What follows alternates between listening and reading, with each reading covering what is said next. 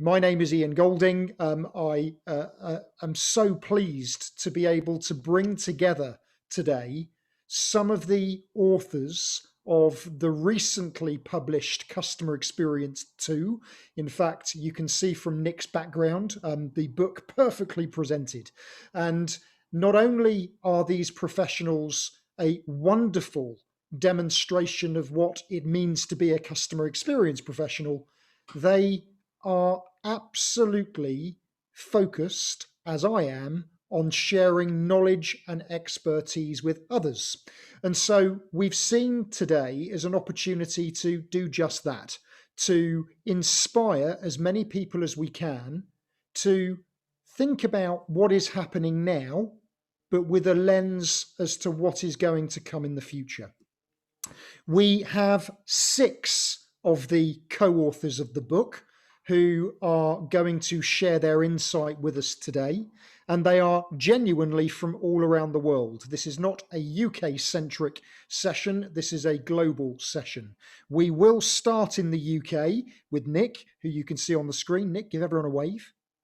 There we go. We'll add a little bit of theatre into this. Before moving to Finland, Georgia, Russia, the US, and finally we shall end in Greece. So we've got a wonderful cross-section of expertise and specialism to share with you. The session is being recorded, so if you feel that others in your network, your organizations would value from listening to what these people are going to share, then please do send the link to the video to them, which will be shared a little bit later across social media channels. So, as I said in my very early introduction, we won't forget 2020 for a variety of reasons. For some of us, this year has been possibly the most challenging professional experience of our lives. For others, there have been huge positives to come out of this situation. But one thing is for certain, 2020 will remind all of us that we cannot stand still, either as individuals or as organizations. Nothing stands still, nothing stays the same, and we have no idea what is going to come in the future. And we have got to continue to become ever more agile and ever more capable of adapting to the changing needs and expectations of customers. And so I want to start our journey around the world today by introducing Nick to you all. Now, Nick is one of the most intelligent human beings that I've met in my years of work, and is someone who has a very deep grounding in the field of insight and actually understanding emotional intelligence and the way humans think and act. Nick, thank you so much for joining us today. That's very generous of you. Thank you. Well, you can pay me later for that. So this is going to be a short, sharp view on your perspective of where we are today. So firstly, just give us all a sense of, who is Nick? And from your perspective, thinking of obviously customer experience in the background, what do you stand for when it comes to the way businesses should operate? Well, firstly, I'm Nick. Run a company called Paradigm CX in the UK, as you've mentioned, and I'm helping organisations at the moment understand and manage the relationship between their brands, their people, and their customers. And that's not new. But what is new and what is evolving is the way in which those interactions happen. And as you've mentioned, that emotional, that behavioural contact and the influence that has on how people respond to different things that organisations do, both through their people or through their marketing, is changing. And COVID has had a dramatic impact on people's fear. And we're now looking at other things that we perhaps didn't regard as quite as important as before, like trust, for example. Very interesting. And you, I know, have used a word before in conversations that we've had that probably very effectively sums up the current situation. And that word is elastic. And that might surprise some people. It's not to do with underwear, but if you were going to provide a key message about what's happening, just explain Mm. what you mean by elastic. So by that, and I was working with some clients, we developed a service recovery model, and we called it elastic service recovery. We want people to come back, and we want people to re-engage. So it is a play on words, but fundamentally it's about helping typically your lowest paid staff, who have the most impact on your customer experience, be able to transmit and translate their the business ethos across.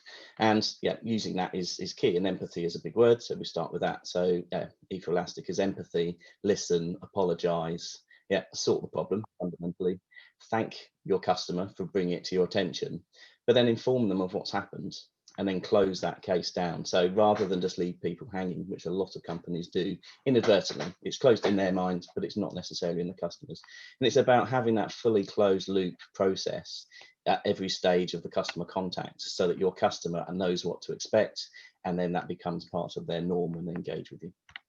Fabulous. I love it. I think it's a brilliant acronym, but the whole principle of elasticity works so well. And having that disciplined approach to thinking about how to deal with this is perfect, because if you then take your principle of that elasticity to your key thought for what's happening right now, Mhm. um, as I say, some people think that this is a very negative situation, and others think it's positive. But what do you think about the here and now? Um, uh, for me, it brings opportunity. So what we've had to go through, everybody, is the degree of change. And that is a level of disruption that marketers have been trying to do constantly. They want to disrupt your behavior in order to engage a different product, different way of doing things, in order to get their products top of mind. So we've suddenly seen entire populations go through this process of change and become, even if it's just for a short window, more accepting of these changes. So there's a good opportunity, and I don't know how long it will last, for organizations to make their changes for themselves, their internal changes, their structural changes, and their process changes, to allow themselves to adapt to more customer centric ways of doing things and to get closer to their customers. But as I said, I Truly don't know agree. how long that window is going to last, because Well, sudden and this is the challenge. Who knows? product. Who knows what's going to happen? I mean, planning has become something that's very difficult. But that's a very good segue to my last but one question. Mhm. What does the future look like? Because we don't know what's going to happen in the environment around us. So what should people be thinking about going forward? I think for me, it's about looking at the customer outcomes. It's businesses are quite often focused on measuring their own performance against themselves and their competitors, but not necessarily thinking about what are they doing for their customers, what are the outcomes their customers are experiencing, and can they do things better, which in turn will bring greater reward for the business. So for me, it's about looking at those KPIs, changing them, measuring the customer outcome before the business target. And what that will do is that will create a degree of dynamic and adaptable change within an organization. It will enable them to ride uncertainty and create a path for themselves based on the people who are making that business exist. Without a customer, you don't have a business. So Yes. yeah, to enforce a process that is business focused is just not going to work right now, because that market is changing, and what we used to know is not necessarily as it was. And I suppose the challenge is that there will still be organisations with their heads in the sand, thinking that this will just all go away and everything will return to normal. And for me, that's why people like us, and when I say like us, not just you and me, but everyone that's listening to this, are so important, because we've got to work harder than ever before to keep influencing those who are able to make decisions, that we've got to think differently. And so, what I'd like to spend the final part of our time together focusing on is, and this is an unscripted thing, Nick. So you don't know I'm going to ask you this question.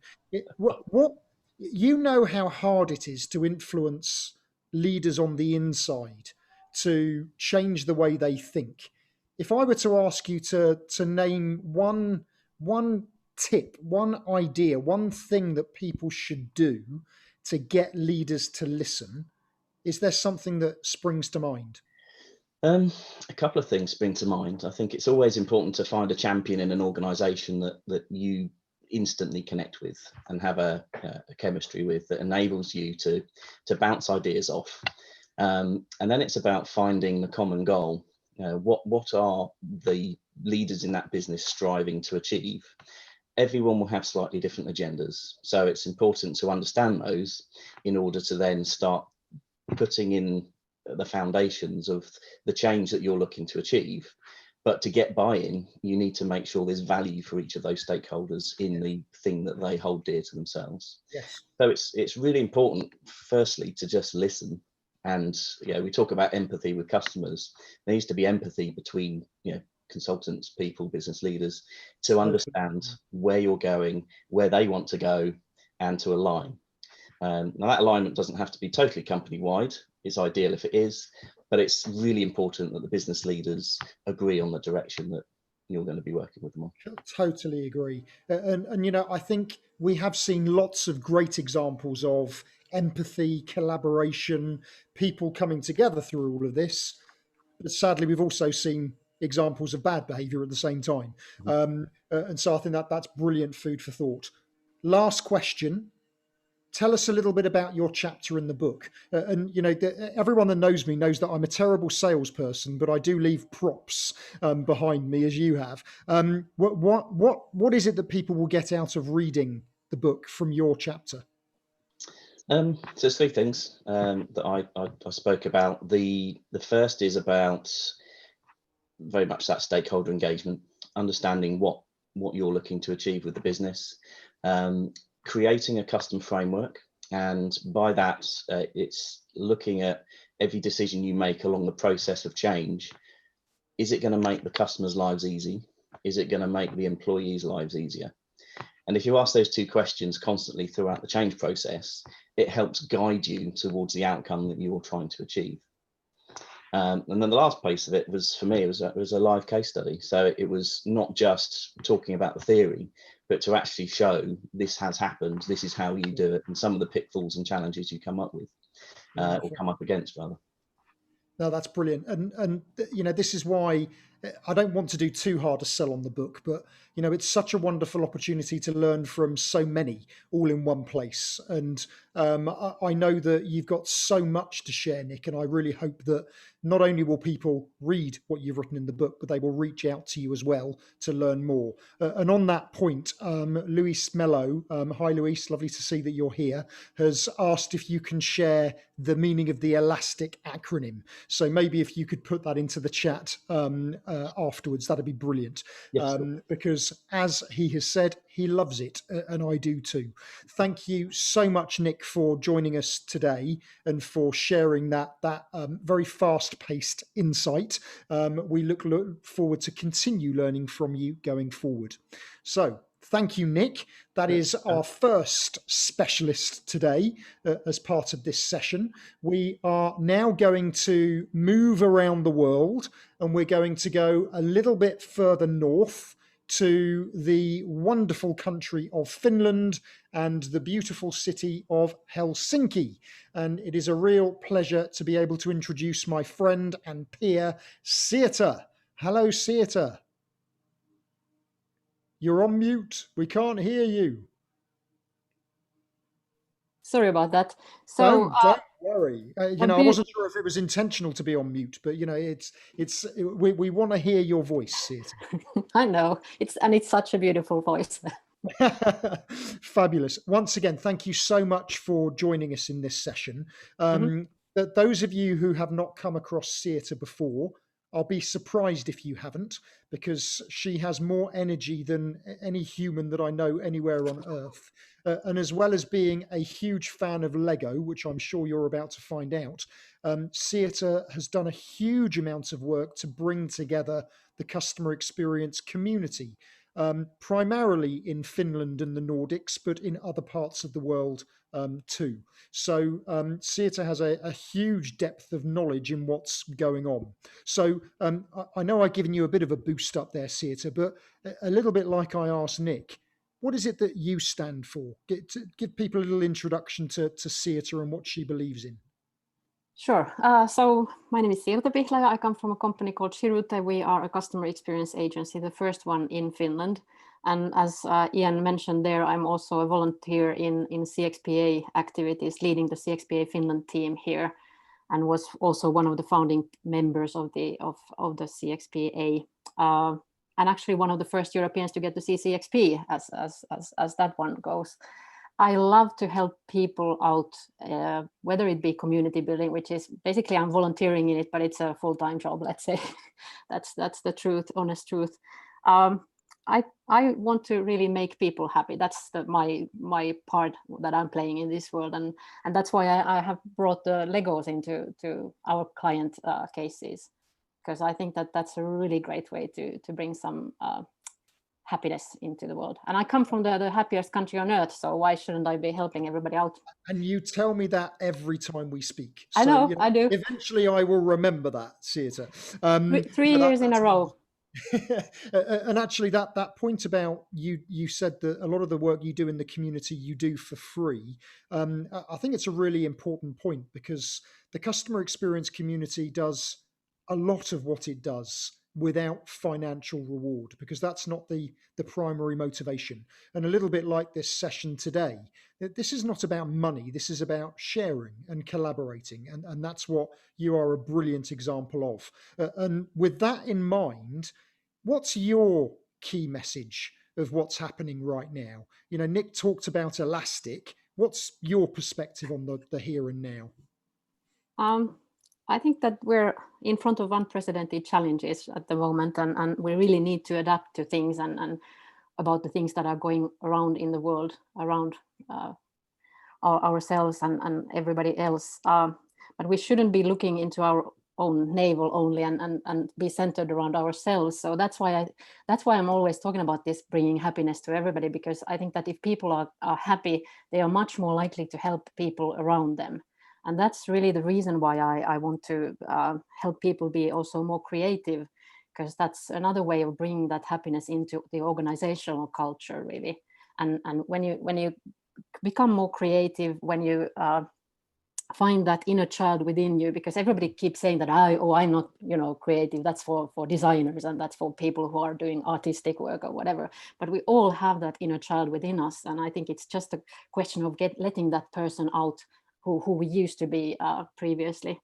So here's a question then, because I totally agree with you, but how do we allow people, not allow people, that's the wrong expression, but how can we encourage businesses to give people the time to be creative when they're in this sort of panic mode situation of trying to deal with what's happening at the moment?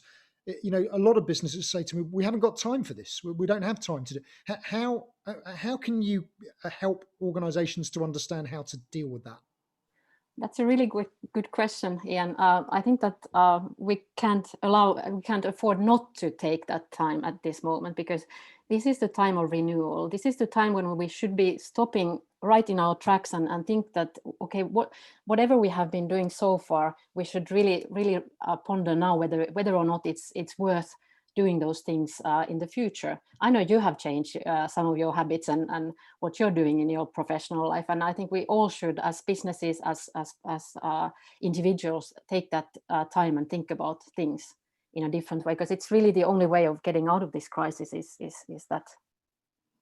Yeah, I completely agree with you. And again, it's easier for people like us. We're our own boss. We can make a decision to change the way we do things. But I very much like your the expression of we don't really have a choice. I've heard organisations using the expression that this is a must-win battle. Which sounds a bit aggressive, but actually it probably is. We're seeing the demise of organisations that would have died anyway, and all this has done is accelerate that happening. So what about your view on going forward then? What would your thought be for the future? What do companies need to be thinking about? Well, I think you should really stick to your guns and keep working on for your customers and their benefit, because at the end, it's the ones who come out of these situations as winners will be those ones who have showed that they really care about people around them. And I think that you should be doing things differently than you were used to, maybe, and Yes. take this chance for a renewal as a possible outcome. Yes. I think there are going to be quite a lot of new startups that are going to be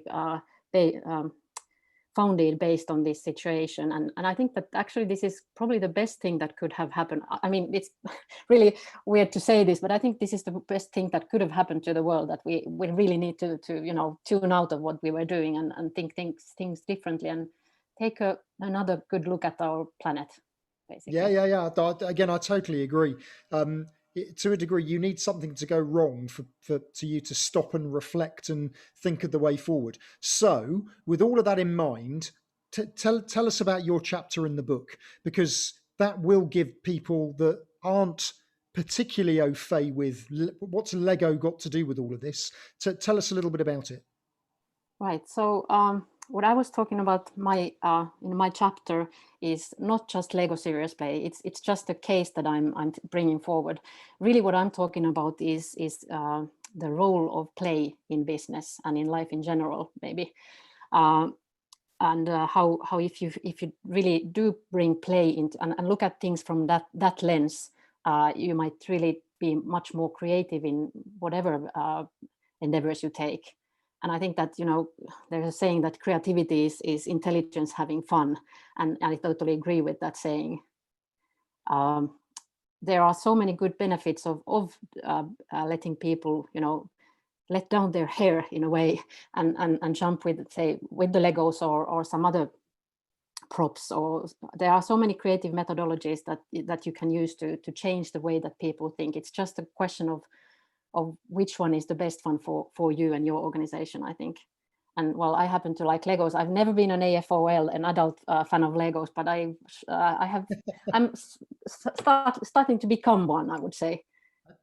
Brilliant. And that quote, I have heard that quote before, but I think it's a brilliant one. That creativity is intelligence having fun. And right now that is what people need. That they need a little bit of fun, and they need to be given that opportunity to think differently. And if Lego is the way to do it, then brilliant. Yeah, I think that also it gives a new way, a new sort of almost not just terminology, but almost like a new language to people, because as the slogan goes, you're giving your brain a hand with the Legos. And it's not just once or twice that I've had the situation where I had people after a workshop coming to me. They were really enthusiastic and energized, that I've never given so much about myself. But I look at that guy next to me, that he's an introvert. He's never said a single word within this team. And now he's talking like, and I never knew he was that intelligent. And he's like the best person here. So it's also, Lego Serious Play is not about team building. That's a big misconception that people often have. Yes. It's not just, let's have some Legos and play. That's not what you're doing with the bricks. It's more about getting to the state of flow, which then allows you to fast track your discussions and do things differently. Wonderful. In a way. Thank you so much, Siirta. I know once I get you talking about Lego Play, you could talk about it for 3 days. So I'm going to stop you to not give you that opportunity. But again, if you want to know more about Lego Serious Play, which is something that Siirta is genuinely a specialist in, then please do reach out to her.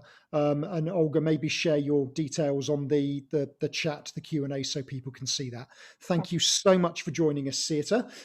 It is time for us to move on to our next panelist, and we're about to have an Olga fest, for want of a better description, because we have 2 Olgas, not one, but 2 Olgas, who are going to share their knowledge with us, and both are equally as brilliant as each other. I'm glad that the face has flashed on the screen, so I don't get the names mixed up. But I am delighted that we're joined by Olga G, as she knows I call her, Olga Guseva, who is somewhere outside St. Petersburg, or in St. Petersburg in Russia. Welcome, Olga. It's so lovely to see you with us this afternoon. Hello, Ian. Actually, today I'm not in St. Petersburg or near St. Petersburg. I'm in Moscow now because tomorrow we are having a big customer experience forum, not a virtual, but a physical one. Wow, Yeah, the life goes on. we're going to be celebrating the Russian CX Awards, the finals, and congratulating the winners. And Oh, looking to fantastic. what have changed during those COVID times, how the companies have survived, and what can they do better. Amazing. Well, that's wonderful. Well, just hearing that, I'm sure will give everyone that's listening to this and watching it a huge amount of confidence that things will move on and move on for the better. So, Olga, tell everyone a little bit about you, and again, what do you stand for when it comes to this subject? Okay, as you have said, I'm Olga, one of the many Olgas in CX community, and I'm a managing partner of Integria Consult. We are one of the few companies in Russia who concentrate solely on customer experience, and we work with large and small Russian and international companies. And I am the first CXP in Russia, CXP, I'm sorry, the Certified Customer Experience Professional in Russia, and the judge over a number of Russian and international customer experience awards, International CX Award, European CX Awards, and CX Leader of the Year. And one of the few CXP recognized trainers, and I'm really proud to deliver customer experience masterclass, the famous one created by Yin. I deliver it in Russia. You didn't need to say that, Olga. So tell us, what is your philosophy with customer experience? Because many people may not know that there is such an active CX community in that part of the world. Well, actually, Russia is, I would say, one of the younger CX communities. And large companies are now, of course, well aware of the importance of customer experience, and they invest time, energy, and talent into developing this. But for the majority of companies in Russia, it's something still very unclear. And we see our role of bringing the best CX knowledge that we see across the world into the country and helping people find out more about it and actually implement this wonderful knowledge my colleagues are sharing across the world. So what is your key message when you're communicating with organizations for the first time? What is the message that you tend to deliver to them? Well, we basically start from the purpose. And basically, we say to the companies that there are only two ways to engage in CX. First is you go there out of love because you love your customers, you want to work in a better company, you want to make a better world, you want to make better product, etc. So you go into this out of love. And the second reason is you go there out of fear, because if you don't go there, pretty soon you're going to be out of the market and you're going to be overridden by competitors. And I would say 100% of the companies do hear the message, either the first one or the second one. Yeah. Very good. And so, with that in mind, and putting love and fear alongside each other it's an interesting balance of words. What's your thought about the current situation? You know, what is your guidance and advice to companies dealing with COVID? Because obviously, I know Russia is very different to other countries around the world in the way the pandemic has rolled out. You now have this new vaccine coming and all of this. What are your current thoughts on the way businesses should be dealing with it? Well, you know, tomorrow I'm going to be delivering a keynote at the Customer Experience Forum. And when we were preparing with it for this keynote with the team, we have come to an idea that the situation we are, all of us are now, is like landing on an unknown planet. So it's really completely new and different world. And we have no idea what's going on and how it looks like. There are no rules, no best practices, no, I don't know, useful tips or hints how to do it. And you have to learn yourself here and Yes. now. Yes. And the question is, how do you adapt to this new reality? How quickly do you learn in this new world? And that's a question of survival. Yeah. And you know what? I think survival is a word that's probably not used enough, because this is no longer about domination. This is about sustainability. How do we sustain ourselves in the future? And so thinking to the future, what should organizations be thinking about going forward? You and I have been involved in discussions about the post-COVID era. Now, who knows when that's going to happen? But what do you think the future needs to happen in the future? Well, I would say definitely the companies eventually need to look into customer needs and do something about that.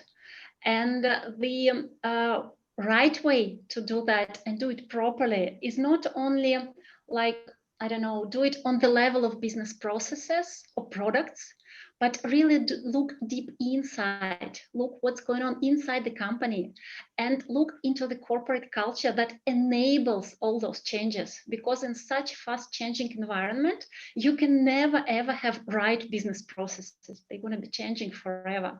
So the only competitive, sustainable competitive advantage, strategic one, is your corporate culture and your ability to constantly adapt to the changing world. Totally so I agree. guess this is the main message I would bring to every single company, irrespectively of industry and size. Yeah, no, that's brilliant. One thing I can guarantee is that the audience tomorrow are going to be in for a real treat listening to you. It's going to be fantastic. So, final question. Tell everyone a little bit about your chapter in the book. What did you focus on? Well, no surprise that my chapter is devoted to customer-centric culture, and it's devoted to a very simple and practical tool that can help companies understand their own culture, measure it numerically, which is great, because the biggest problem with corporate culture, Yes. that it's like a cloud. Everyone sees it, but you cannot really feel and touch it. And something you cannot touch or measure, you don't know how to manage. Yeah. That's why you have so much resistance on side of top management, because they are used to think numbers and there are no numbers there. So I guess the tool that brings the opportunity to measure it, to make it clear and understandable, split it into simple pieces you can manage, that's a very convenient way to work on your culture and make it better. 100%. And, again, I love the fact that what you've shared and what everyone is sharing is practical. This isn't just theory, this is real stuff that people can put in place and see demonstrable change. Olga, thank you so much for giving up your time ahead of what's going to be such a busy day. Do make sure you share insight and pictures and everything you can of the day tomorrow, because I think the fact that that'll be the first big physical event related to customer experience for a very long time, we need to use that to inspire everyone else that it will come back again. Yes, it will be my pleasure. Fabulous. Brilliant. Good luck tomorrow. Thank you so much, Olga. And it is time for us to move from one Olga to another Olga. Although I set your expectation, it's easy to tell the difference because one has blonde hair and one has brown hair. So that makes it slightly easier. A huge welcome to, again, my friend and colleague, Olga Potatseva. Olga is currently in Georgia, but Olga could really be anywhere because she operates so internationally. Olga, thank you so much for joining us this afternoon. I know lots about you, but many people might not know lots about you. So just give an overview of you. And again, what's your philosophy on all of this? Sure. Hello, everyone, and thank you for having me. Very exciting event. I'm really enjoying listening to all the other speakers and your exchanges. I am a founder and the director for the European Customer Consultancy, and we specialize in making sure CX programs land well, are effective, and are sustainable. And my Agile implementation toolkit is of great help with this. What I stand for is, I guess, the world without borders. Georgia is my 5th country of residence. And I really like the idea of people being free to go wherever they want, free to share what they know and contribute positively to the world, but also preserving their own cultures along the way and making the world a richer place. And I don't know if I've ever told you this before, Ian, but I was born into the family of a rocket scientist. No, you didn't And tell me that. But it does explain your level of intellect, but no, you've not told me that. yeah, and I think I was thinking about this, how does rocket science connect me to CX? And this structure and rigor are kind of genetic, as well as the creativity and the dream. So it's not that CX is exactly the rocket science, but we're as close as we can get. Now, let me explore this for a second. Your sort of key message that I just heard out of that is structure and rigor. Now, lots of organizations will confuse structure and rigor with, processes, bureaucracy, complication. Just share a little bit about, why is structure and rigor so important, and why isn't it all of those horrible things that I've just mentioned? Yes, and just like many organizations, you haven't picked up on the second part, which is dream and inspiration. And this is what CX is, dream and inspiration. But dreams don't come true just because you want them.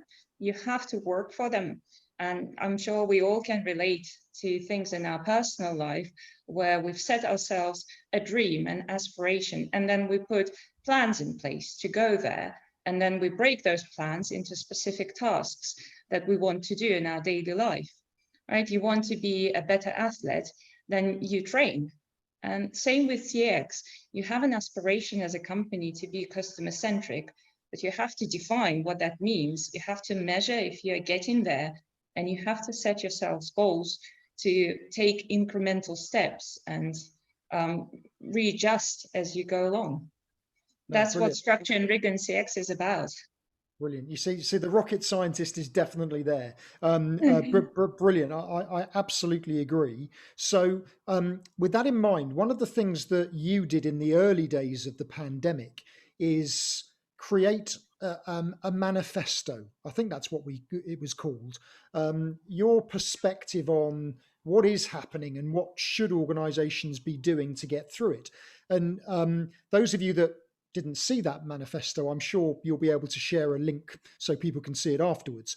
But one of the things in that manifesto that has stuck with me is the need for businesses to do the right thing. And can you just expand on why was that part of the manifesto, and why is that so important now more than ever before? Thank you for remembering this.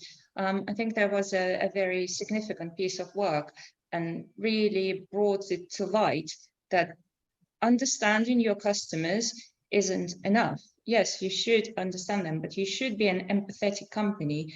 And empathetic is defined as knowing what the emotion is or the need and being able to do something about it.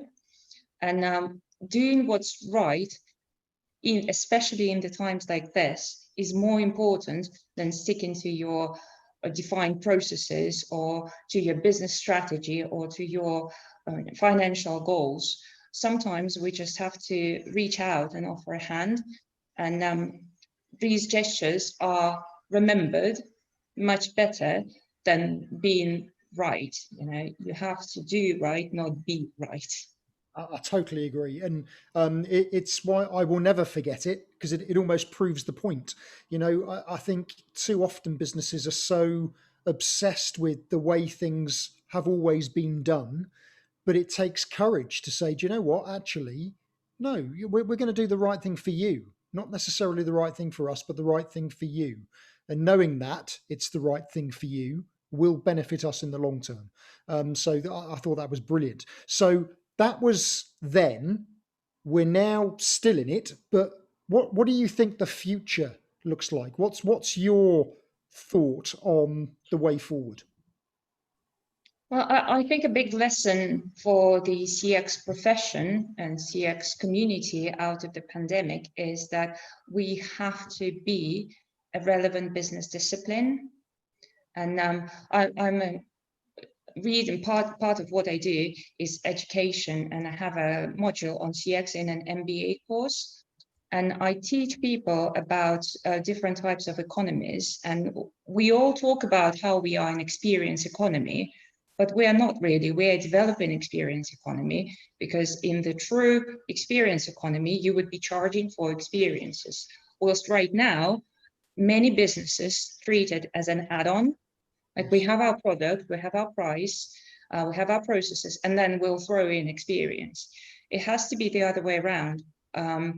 But to demonstrate how CX makes business more agile, resilient, and adaptable, we have to be quite strict about our focus on customer centricity.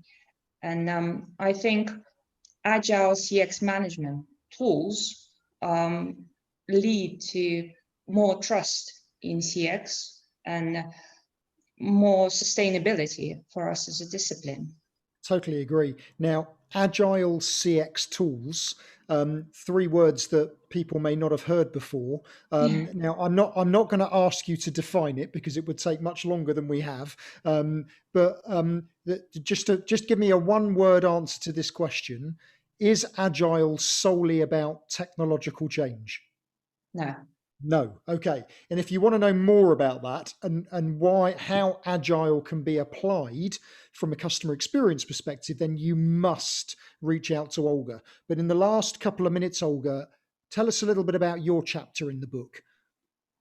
So my chapter in the book talks about creating CX believers. And to create CX believers, you must appeal to the senses and to the logic. So how you appeal to the senses and how you appeal to the logic, you can read about in my book. But I think the key message is that CX needs to be made part of organizational DNA. And for that, you need to create true CX believers who not just believe in it, but actually do the work. And that's what the book is about. Brilliant. Fabulous. So if you want to know more, you will need to buy the book. But as I say, if you really want to explore what Olga means by agile CX, then please do reach out to her, and she will absolutely be delighted to share information on it with you. So thank you so much, Olga. Lovely to see you as always. It is time for us to move from Georgia back to the UK. And so while we're waiting for Sharon, who is going to be our next speaker, to join us, just for information to everyone, we are also very lucky to have Greg Melia as part of our community listening in today. Greg, for those of you who don't know, is the CEO of the CXPA, the Customer Experience Professionals Association, a community that I'm very proud to have been part of for a long time. As a result, Naeem and myself have twisted his arm to say a few words as well. So we will squeeze you in, Greg, at the end. So Sharon, welcome. It's so lovely for you to join us. It looks as though you are in a wonderful environment, whether it is a shed or an office or whatever, I don't know, but it looks lovely.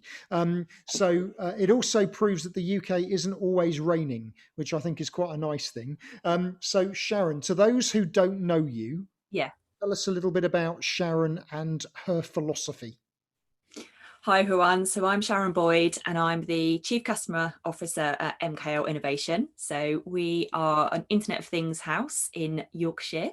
I can't say whether it's sunny or not because I'm much further south than the rest of the guys, but yeah, so we are all about Internet of Things. So my I guess area of expertise that we're very much moving into is all about customer experience in technology and how the two go together, because quite often techie world and CX world are very, very different, and it's how to bring those together in a partnership.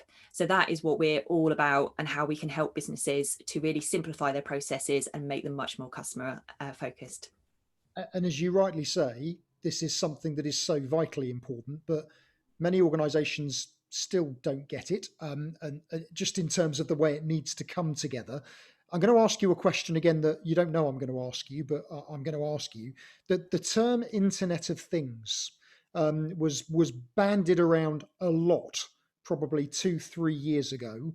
You don't hear many people using it now, as openly as they were. Just very, very succinctly, how do you define Internet of Things in the current world that we live in? So IoT is all about how all of your devices are linked together through the internet. And if anything is linked together, you can get data from it and you can control it. And having data around your operation is so valuable because of the insights that you can do with that. So if you think about it from an energy point of view, if you know exactly how much energy is being used and spent across your operation, you can reduce it and reduce your carbon footprint. But you can use it for anything across your operation. That's just one reason for it.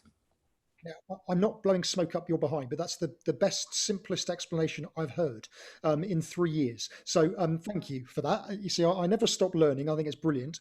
So with that in mind, what is your key message to organizations of how they should be doing this? So that's really helpful that you've just got me to talk through IoT and how to kind of be succinct with it, because that is our whole ethos about making IoT easy and simple. And that is one of the things that there's a lot of at the moment, fear.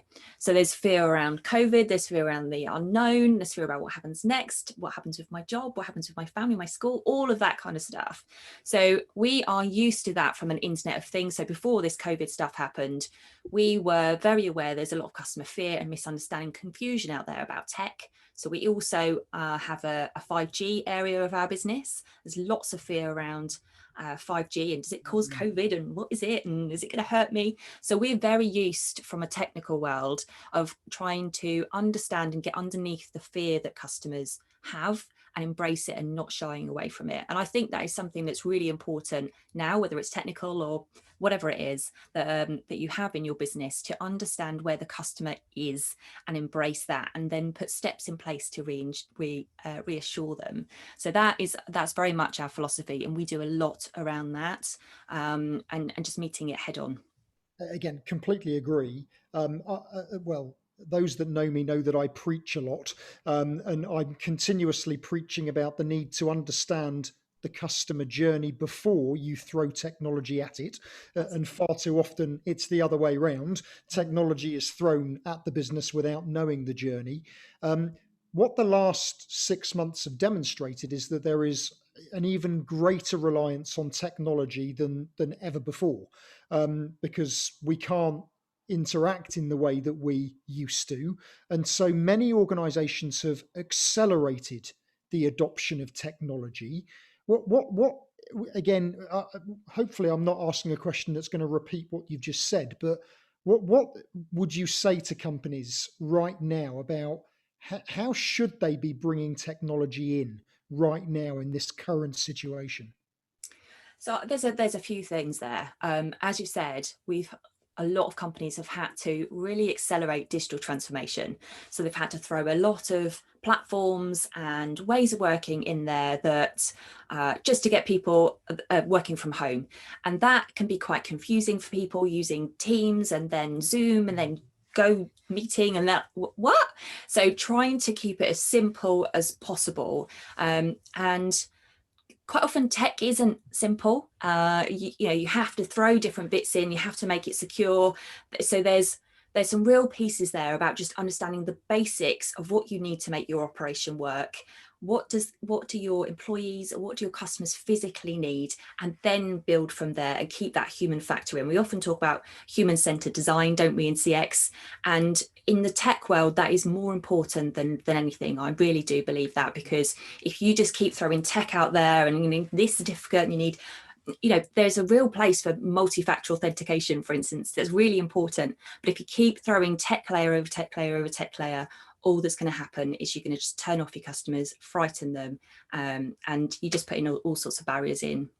Again, I completely agree. I think my concern is that too many see technology as the answer to reducing cost and eliminating human interaction. But I love what you've just said, because business is all about people. And, you know, ultimately, if you remove human interaction, you remove too much of it, you can make the experience worse. So I do have a question that's come from Seata, which I'm going to ask you in a moment. But before I ask that question, tell us about the future. Because this acceleration has happened, people may or may not yet know the fallout or the success or failure of digital adoption. What should companies be thinking about going forward? I think it's about eating your own dog food. So really understanding how it feels for a customer, how it feels for an employee to do business with you. What does it feel like on the other side?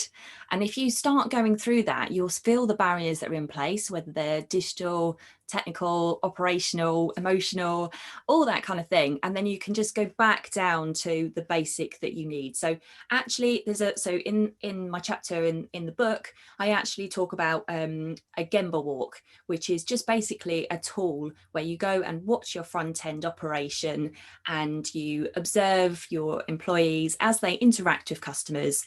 And that might be as simple as watching on the website to see how users move around, how they go through that shopping trolley experience, but walking through the whole thing. How do I order something? How hard is it for me to shop with you? And that, I think, is really something that people need to be doing again now. Business owners need to be checking in with their own experience that they're putting out there, seeing what it really feels like rather than assuming that they know.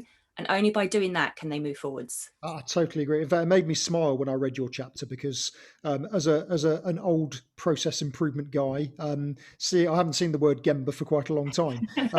Again, none of this is complicated, No. but it's remarkable how few do that. You know, they don't experience what their customers are experiencing. So you've already answered the question of your chapter in the book, so that gives me the opportunity to ask this question.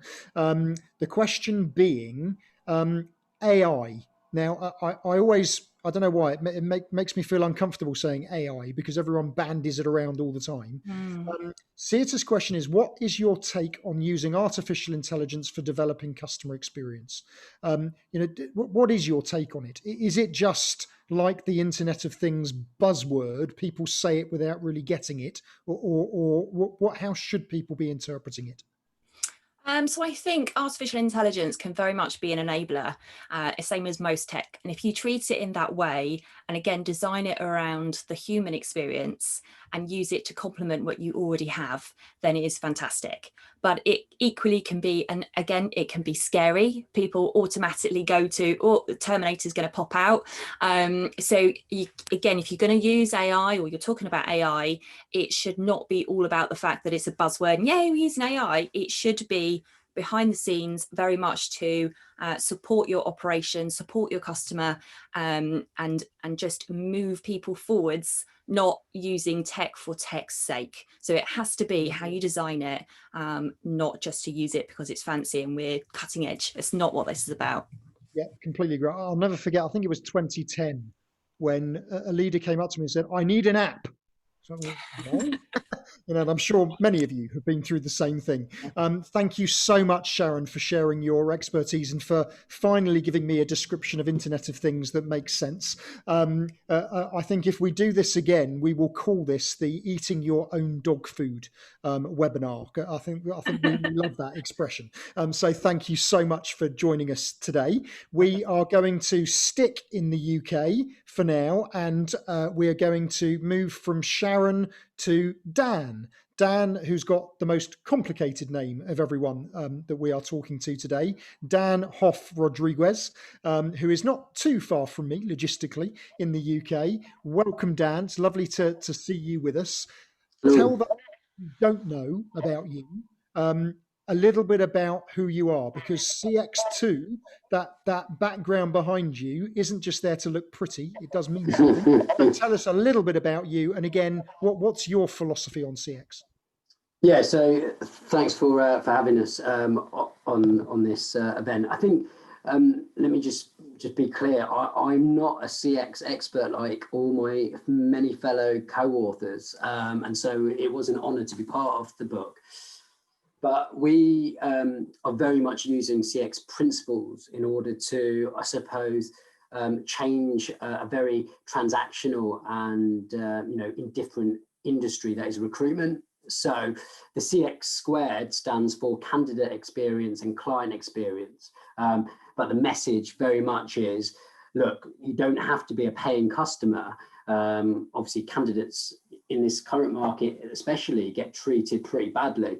And for us, we want to treat our candidates as if they are a paying customer. And that's really a big philosophy behind why I created the business. No, amazing. And the point about expert, we're all specialists in some way. And again, those that know me know that I obsess with not using the word expert because we never want to stop learning. And, I think you're an absolute credit to what you do and the CX profession, whether you consider yourself a CX professional or not.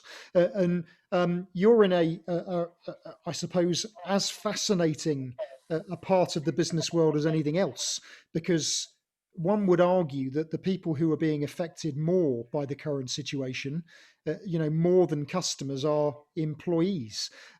So I'm going to change tack slightly in terms of the questions that I ask you, but what is your message at the moment to people that are looking to get a role or to recruit a role? Emotion at the moment is so variable. The way people are feeling, there is such a mix of emotions. How are you helping people through this? Yeah, good question, Ian. I think if we rewind, a big part of why we probably stand out and we're getting a lot of customers and candidates, deal with us on a regular basis is because we really dive into a business's culture and their values. So, there's a lot of people that have already spoken about that on this event. And in order to really bring in people, it's about understanding that maybe a decade ago or decades ago, that when you hired someone, it was about what they could do technically. It wasn't about their personality, about their personas and their culture and their values. And actually, we are trying to educate many businesses, especially within the tech sphere, that those values, that personality fit, that cultural fit is far more important than just the technical elements. You can teach the technical elements. You can teach those people to retrain. You can get them to retrain, but you can't get that cultural fit, that marriage. You spend more time at work than you do at your own home. Yes. And therefore it's so important. And then just to answer your question, if you're looking for work at the moment, you're looking for a job, you need to be bold and you need to be out there. You think about digital. So go and use video as much as you can. Bring that CV to life, how you might do it, rather than just sending applications on a regular basis. And that's something we've actually done. So we partnered with the likes of Aston University and BCU to give free access to our video software. So graduates can actually record their themselves over video in order to enhance that job application. So it's just not another CV. Yes. And the reason being is that, look, what's the point? A CV is actually probably soon to be dated. It's soon to be redundant if you think about it. So, use video and be bold. Use LinkedIn. Put yourself out there.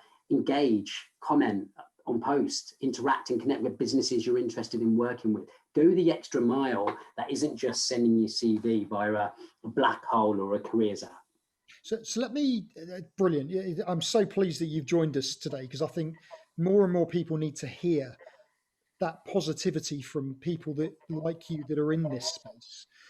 Just coming back to this point about technical competence versus attitude or behaviors, is it possible to, I think anything is possible, but I'm interested to know your view on how do you change the mindset of a recruiting manager who comes to you saying, I need someone with these qualifications. They have to have those qualifications. How do you change someone's mindset to get to really believe that actually bringing someone in that has the right mindset is as important, if not more important, than having the perceived skills to do a job? I think there's two sides to it. I think, you know, one of our key values, we've got 7 we's and C's.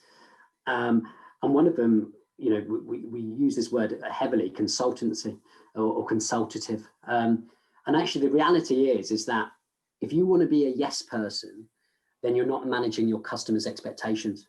And, you know, we never say yes. I mean, on the candidate side, we've told candidates to go and take other offers that, you know, would be detrimental to us. But moving jobs is one of the 4 things you do that are the biggest 4 things in your life. So yes, if we are to go and tell someone to take a job that's wrong for them, then not only are we doing wrong by that customer who is the client, but we're doing wrong by that person that's taking that job. Yes. And we are not going to do that. So in order to change one's mindsets, you have to say no, and you need to push back. We probably get more respect from our clients that aren't even clients at that point, can I say? You know, they've not gone and potentially utilized our services, but we've gone and said, do you know what? That isn't right, and that's not the right thing to do. And you're either going to agree with us, and you're going to say, do you know what? Actually, that's quite an authentic person, and that's quite an authentic message that potentially is going right through that business, which is exactly what we're doing there. And if you're going to agree with us, then you're probably going to want to work with us. But if you're not, then I've got to be honest, most recruitment companies just take anything that they can get. Yes, And in this market, I can get that, but we're not going to be those people. We want to understand that culture, those values, those people, that business, in order to find the match that is going to be right for that business. That's why we're doing it.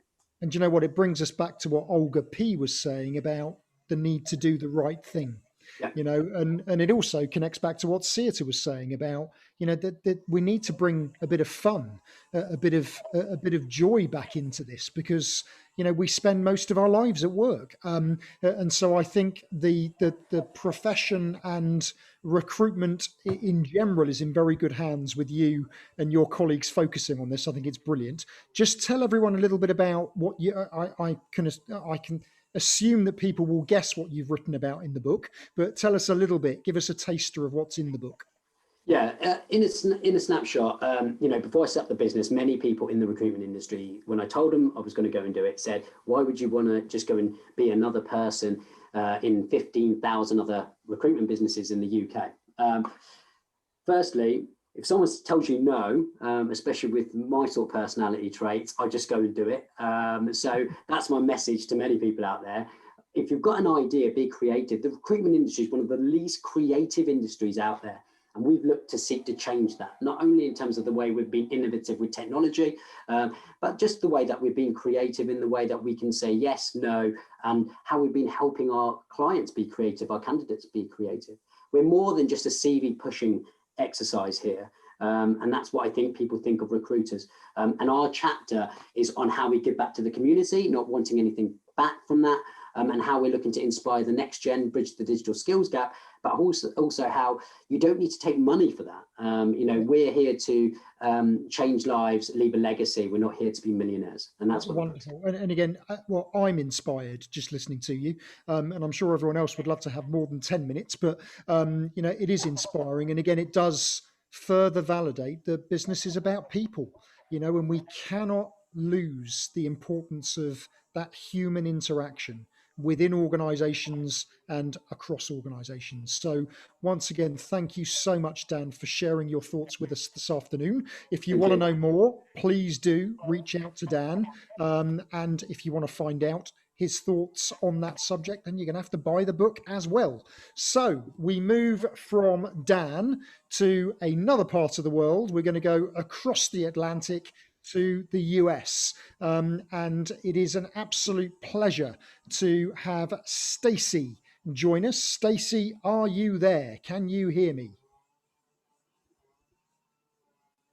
Obviously, there's a little bit of a time delay as the message goes across the water. We're just trying to connect Stacey. While we're waiting for Stacey to get connected, we still have 2 more people that we're going to hear from in this session. We are going to hear from Spiros shortly, who is in Athens in Greece, before I then pick on Greg Melia, who's also in the US, to say a few words as well. Stacey, yes, I can hear you. You can hear me. Okay, great. Let me turn on my camera also. Hooray, there she is. Fabulous. Does that work? Because It my does. iPad wasn't working. Don't worry. Good morning, Stacey. It's so lovely to have you with us. Our US contingent for today. Tell people a little bit about Stacey, what you do, and again, I keep asking for people's philosophy, but what do you believe in when it comes to CX? Yes, so I am all about humanizing business and leading with a heart. And what I do for a living is exactly that. I'm head of CX and leading employee engagement at a global company, Schindler Elevator Corporation, based in Switzerland. And I am doing CX right by night. And basically walking, talking CX and employee experience 24/7, other than when I'm sleeping. And which makes you a 100% bona fide CX professional, because our brains never switch off. And actually, you summarize yourself wonderfully by explaining your philosophy before your job. And I think you do demonstrate very clearly what this profession is all about, and humanizing business, I think, sums it up very, very, very well. Being in the US, obviously, you will have a different perspective. We won't get into politics; we'll avoid that. But what's your message at the moment? Obviously, you're a practitioner on the inside of an organization, but what's your message to your business and to the peers that you interact with in your part of the world? Yes, so a lot of it was said earlier, and I'm going to try to be a little different. You have to apply things differently, especially now during this pandemic. So what I mean by that, we have a survey team. We asked thousands of customers how their experience was. Would they recommend the company? Why or why not? That's nothing new across different companies. What's different is how you pivot. In other words, my team is calling customers, and I call them peace of mind calls. So it's not the standard question. There's no script. It's about, are you okay? What can we do? We're open and here for you. And that's where I say that there's the human element, but there's also, it's a heart and science approach, because there's a lot of metrics and numerics that we also gather. And I give that information to our 60 sales offices to make sure that they are applying what customers tell us. Yes. And close that loop. Yes. What has the reaction been from customers? Obviously, you're in a B2B, I'm guessing predominantly. How have your customers reacted to that? Because they're not used to a corporate organization phoning them saying, "Are you okay?" To give us a little bit of insight into that. Yeah, they remember it when this is done. We're not calling to say, "Let me sell you." We're calling to say, "Are you okay?" And the point of the story is you have to show empathy. And CX has a lot of methodologies to it, and journey mapping and persona development. But my message to the audience is keep it real, be authentic, because your customers know it and your employees too. And they're the ones that deliver excellence, even when the boss isn't looking. 100%. And, I think over time, some of the best examples of customer centricity have come from the US. Organizations who were designed from the very beginning to be empathetic. Regrettably, some of the worst examples come from the US as well, as we know. However, the point about empathy, I often see that, again, conceptually, it's easy to understand. But when business leaders are up against the wall, the numbers are going in the wrong direction, empathy costs money. I haven't got time for any of this. What would your message be about how do we get beyond that? How do we get leaders to think, do you know what? Actually, empathy is connected to sustainability and ultimately growth. So, do you go to Starbucks? Do you have Starbucks there? I have been known to visit Starbucks, yes. All right. There's a point here. We pay triple the price, or I do, for a cup of coffee. Why? Not because I like to, but it's because of the experience when I walk in there, when they make a mistake, how they handle it. From the entire journey, it is excellent. And so that's the point, that when you show empathy, when you care, when you personalize experiences, people will pay more. And that applies to every company. It's not about price. When products are relatively the same and price is relatively the same, it's the experience that wins. Completely agree. Completely agree with you. So what about the future, Stacey? We don't know when this is going to end. What should people be thinking about going forward? So first of all, you need really good leaders, because when you have good leaders, you're able to drive your people to go up and beyond. So that's first of all. It starts on the inside in terms of great leadership. And one of the things I do with my team, this is not CX related, but it actually proves my point. I'm having a book club with my team. And it's all about Simon Sinek's Start with the Why. Yes. And we're learning about each other's why. And then we're able to support each other so that every day we're supporting each other in and out of work. And what does that have to do with CX? A lot. Because the more that your employees feel engaged and motivated and that you care and they feel valued, they pay it forward to the customer. So that's one thing. You need great leadership going into the future. I loved your talking points about technology. IoT is very big at what we do at our workplace. It is a differentiator. And my point is, I also came from Verizon previously, which is a big technology company. Yes.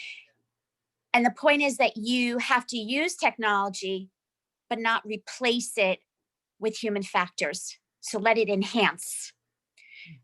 So as we go into the future and have more technology and more choices, remember to enhance the customer experience at each journey point, but don't replace it. Love it. Brilliant. 60 seconds, Stacey. What can people expect from your chapter in the book? My chapter is about leveraging voice of customer and the voice of employee as your game changer. Fabulous. Now, these are subjects I hugely believe in as well, and the alignment between VOE and VOC. Let's not tell anyone about it because they're going to need to read the book to find out more about it. Thank you so much, Stacey, for joining us. It's always brilliant to hear from those who are still on the inside, fighting the good fight every day. If you want to know more, Stacey is such a wealth of information, and I'm sure someone who will be delighted to share more with you. So do connect with her and keep learning. Thank you so much, Stacey. We are going to go back across the Atlantic, back into Europe as we come towards the end of our session today, to someone who I describe as one of my Greek brothers, the wonderful Spiros in Athens in Greece. Hi, Spiros. Hi, Ian. Hello, everyone. It's so lovely to see you. It's really great. It's always difficult when you come on at the end because everyone else has warmed up the crowd for you. But tell people a little bit about you and again, your philosophy on customer experience, which I think is going to be very aligned to our other colleagues. Yeah. Well, being towards the end is not the only thing that is unfair here. I mean, after a couple of native speakers, the Greek comes in. How is that fair? So hello everyone, my name is Spiros. I'm the founder of Krateon Consulting. We are a boutique consulting agency based in Athens, in Greece. Customer experience is a big part of what we do.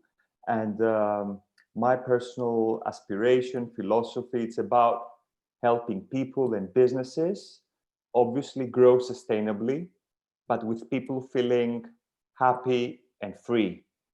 And freedom has to do with the ability of being in a place or doing things that because actually you want to, not because you have to. And this changes everything because that inner state allows you to put yourself into what you're doing and enjoy yourself more and therefore help your business grow sustainably. So this is what me and my team were trying to do. And I know you do it brilliantly. And there's a lovely thread that's coming throughout all of us this afternoon, which is brilliant. Tell us what you're seeing right now. Obviously, Greece actually dealt very well with the pandemic. But what are you seeing in terms of the way organizations are coping with all of this at the moment? Okay.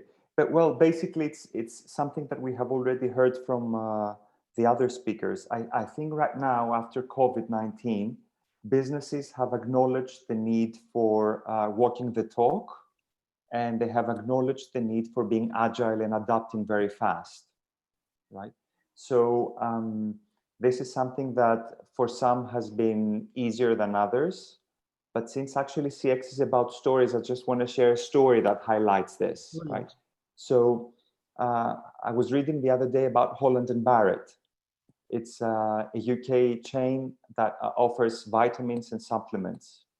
So basically, they were talking about how it's important to demonstrate the values and how the customers nowadays are impatient, they are ruthless. So they actually, what they did was something very, very smart.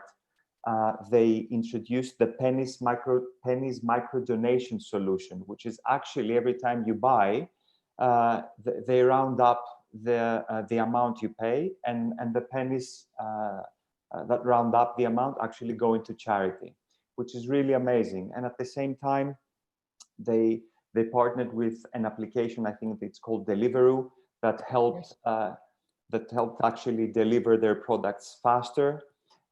They set up distribution hubs. So all of that, and part of that actually was done just in 2 weeks. So what we're seeing is companies right now being able to very, very quickly adapting because they know they don't have a choice. Yes. What is interesting is that a couple of weeks ago, I placed an order in Holland & Barrett, and it was supposed to be delivered on the 14th, I think, of August. And I emailed them because on the, I think, 20th or something, I hadn't received anything. And I got an email back from customer service saying that, you know what, there is a problem in the courier we're working with. So I went ahead, I canceled your order. And if the courier finds it and it finds your the way into you, just keep it, no charge. Have a nice day. I'm like, that's very interesting, but I still don't have my vitamins. So what I'm seeing, just to make the link with your question, is that I see companies that are struggling to adapt, they're struggling to walk the talk, and both of these two things is extremely difficult, especially change and adoption is very difficult.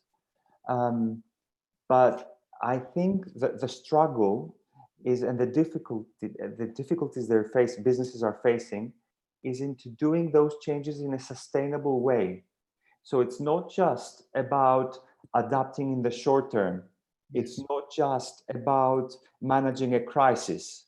It's about how you can, in a sustainable way, with a long-term perspective, can actually transform your organization to actually become all those things that my friends and co-authors have shared. It's about becoming more empathetic, becoming more human, more purposeful, more genuine. But I think this is the struggle we're seeing right now. Yes. It's businesses that manage to adapt, yes. but it seems that they focus on the short term. I so agree with you. And an expression that is often used when we're talking to leaders and businesses is the burning platform. It's not uncommon for people like you and me to be contacted when suddenly the platform is on fire. Yeah. Come and help us. But why do these businesses never think about, well, let's prevent it from getting on fire in the first place? And so what would your message be to businesses that want to sustain themselves in the future? That sometimes means you've got to go backwards before you go forwards. You know, again, what would your, it's a very difficult question to ask in a few words, but what would your message be to a business about potentially having to get smaller and redefine its purpose before it can go ahead? Well, it's exactly what you said. I mean, it's always very, very useful taking a step back, becoming smaller and growing and smaller and growing. And this feels like breathing, right? And Yes. It's natural because organizations are living, vibrant entities. They're not soulless or entities with a tax ID number. So all this breathing is part of a natural process. So my advice would be changing, evolving is a natural. It's natural. It's part of life, right? And it requires changing, and changing by default, it's a very disturbing process. So you've heard me saying that I love a definition of change, which is the disturbance of repeating patterns, which means that by definition, it's disturbing. So my input would be start feeling more comfortable being discomfortable. So start actually being okay with the fact that you need to constantly change, observe, and don't reach that point where you change because you don't have an option. Just embrace it as part of life. I love it. Again, another brilliant quote. Be comfortable with being uncomfortable. You know, I love it. That's a brilliant message. So Spiros, again, just because I think it's so important that people know how they can hear more of your perspective. If people buy the book, sorry, not if, when they buy the book, what are they going to learn from your chapter? So I think my chapter is very much around adoption. And nowadays we see a lot of businesses, which is very normal and human, and they're actually busy acting. So if this is where an organization is, and this is where they want to go, small change, big change, become more customer centric, we see a lot of companies actually doing that. So they're acting, but there's not actual movement. So my chapter is all about the things that leaders, executives, change agents should keep in mind in order to help and facilitate the organization to actually move, rather than just keep being busy acting, preserving the current routines. Wonderful. Brilliant. Thank you so much, Spiros. I cannot stress enough how Spiros is one of the nicest, kindest human beings on earth. Look who's talking. Even if you think he's talking complete rubbish, if you want a very good person to speak to listen to you, to give you a perspective on this, you must reach out to Spiros. So thank you so much for joining us. Thank you, Ian. Before I introduce our surprise guest for today, because he didn't expect that Naeem and I were going to twist his arm to say something, thank you, Stuart Brown, for your interaction on chat and your questions. Stuart, what I would ask is the question that you've posed, could you just put that into the chat? And then if I could ask my fellow panelists to have a look at Stuart's question and respond in the chat, just in the interest of time. Thank you very much. Greg, it is so lovely to see you. It's so good to see that the fact that you have still a big smile on your face.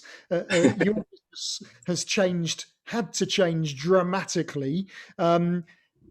You've heard a lot in the last hour. I'm hoping that gives you even more confidence if you needed it, that the profession is alive and kicking and there is a lot happening. What's your sort of summary of what you've heard, the situation, and your message to the CX community? Thanks, Ian. As I listen, my smile grew bigger and bigger. And I'll apologize to everyone on my virtual background. I learned that if you have a background set on your phone, it works different than the background on your computer. So obviously my last call was a little bit more informal. But as I've been listening to the conversation, what I hear is that it's essential for us to continue to beat the drum for CX, and for us to keep in mind that CX is not about the software system that you buy. It's not about a proprietary piece of methodology. It's about sound practice, built-in research, listening to customers, carrying the metrics, building the customer centricity, and really leading that change, that iterative change over time. And one thing that came up with every speaker and your interaction with them, this is a field that is really based in passion. It's based in passion in making a difference for customers, for the organizations, and helping and supporting, one another. So I couldn't be prouder of the speakers, so many CCXPs, so many longtime CXPA contributors. Are you trying to say that I'm old, Greg?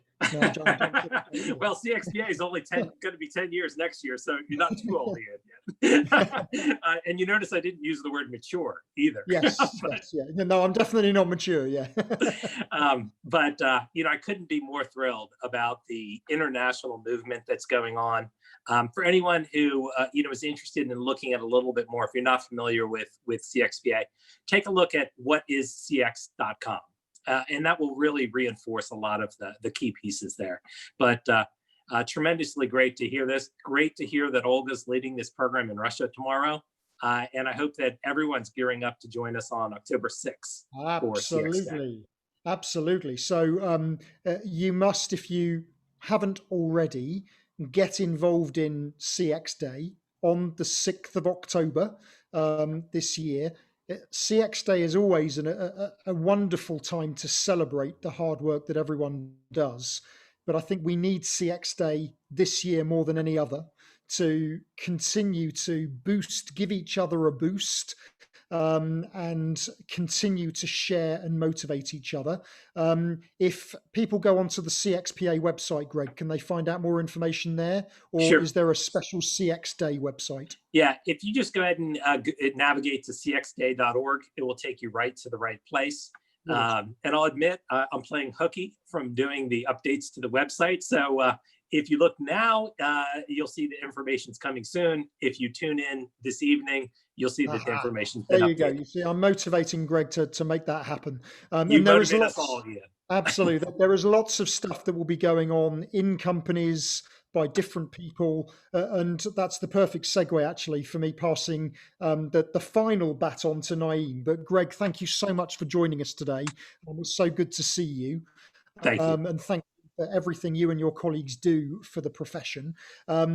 Just to close us off today, it's wonderful for me to be able to bring Naeem into the conversation. Naeem is someone that I've now known for a couple of years.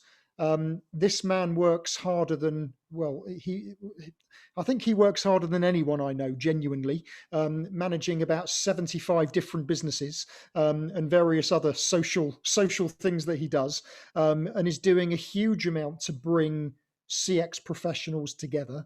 I think he's another demonstration that we do this because this is what we believe in and this is what we love, and it's about doing the right thing. Naeem is the mastermind behind bringing us together today as well. So thank you for having the inspiration for that. Based on what you've heard over the last hour, it's been a real sort of whistle-stop tour. What's at the top of your mind right now? Well, I'm just going to say something really simple. Really proud of the work we've done with the CX books. because the idea was that there's lots of really good people out there in the world who need to share their thoughts with everyone else, you know, and that's what we've seen today. Someone like Dan, you know, he was on the NatWest Accelerator program where I was mentoring, and I said, do you want to come and write a chapter? And he was, me? Really, me? And, you know, you've heard him for the first time today, and he said it's brilliant. So really proud of what we're doing. Love collaborating with you and everyone else, and let's continue to share, because CX doesn't belong to everyone, it's for everyone. And if we love what we do, we should continue to share it. So well done today. Thank you, Ian, and all the panelists. Yeah, absolute pleasure. Thank you so much, Naeem. Obviously, we will send out the link to the recording shortly. Thank you so much for being here with us today. Thank you to all of the panelists. And you never know, we might do this again. But thank you, everyone, and we will see you soon.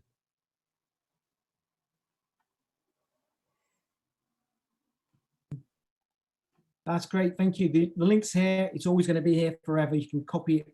You can watch the recordings from there if you want afterwards. But thanks, everyone. We'll disconnect there now. Brilliant.